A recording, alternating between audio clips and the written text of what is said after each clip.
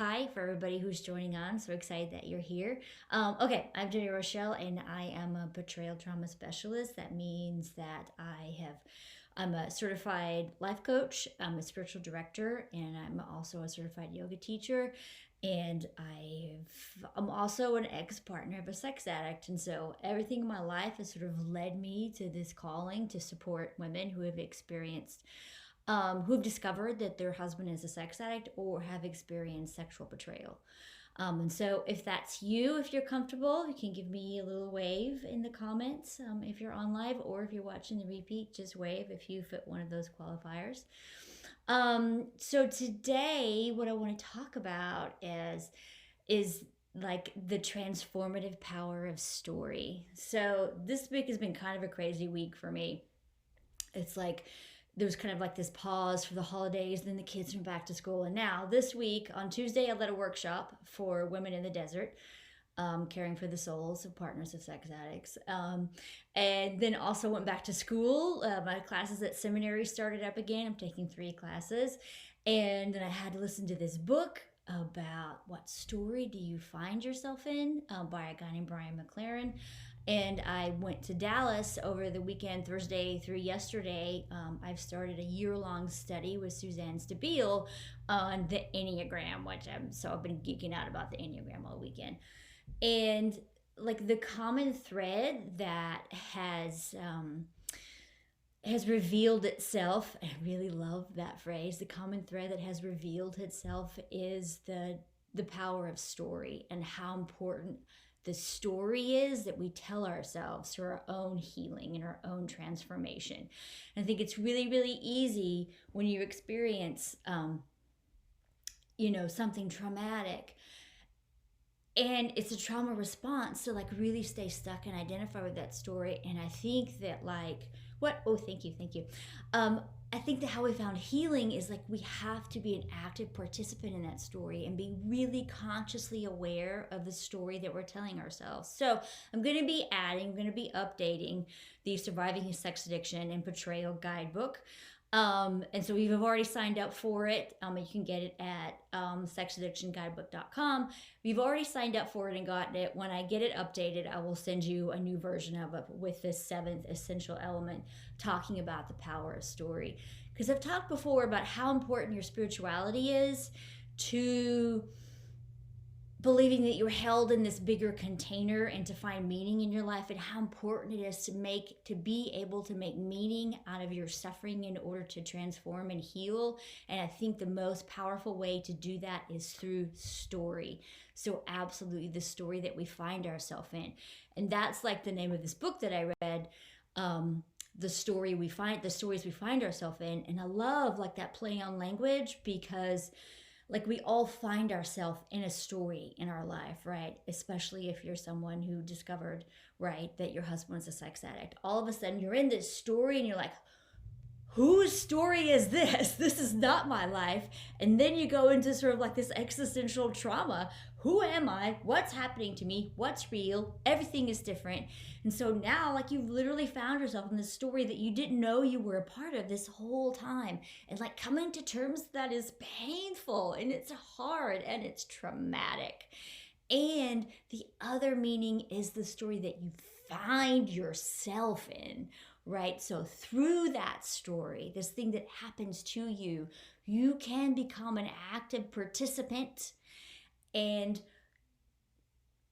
choose how it ends. You get to choose how it ends. It's like you choose your own adventure. And yes, there's limited ways. We all have to surrender control, but there's ways that you can go from being a victim to a victor. And like that's how you heal. And more than heal, that's how you transform into like the best version of yourself, is when you can take this story in which you were for sure traumatized and victimized, and through healing, through the right kinds of support, through sisterhood, through all the other things that talk about in the guidebook, right? So safety, self-regulation, support, so therapy, a coach, sisterhood, group coaching programs, women's groups that you're a part of, your spirituality, having a strategy for how you can put all those things together.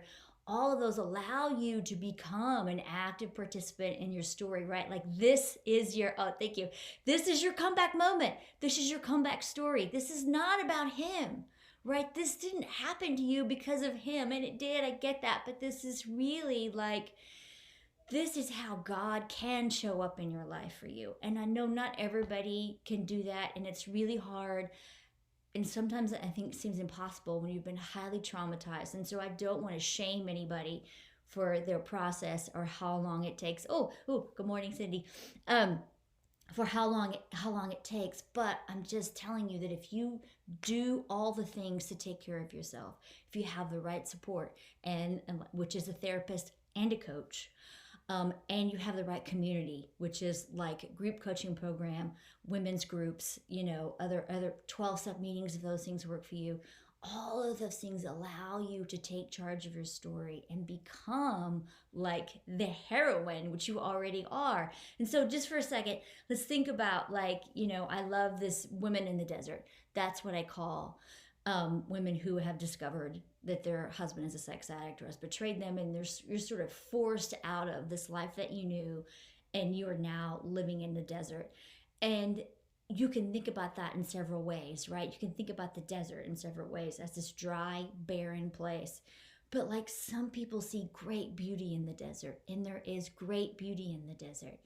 Oh, good morning, everybody. There's great beauty in the desert, right? In the nighttime, and the temperatures, and the cactus, and there are things that exist in the desert that can't exist anywhere else, and they thrive there.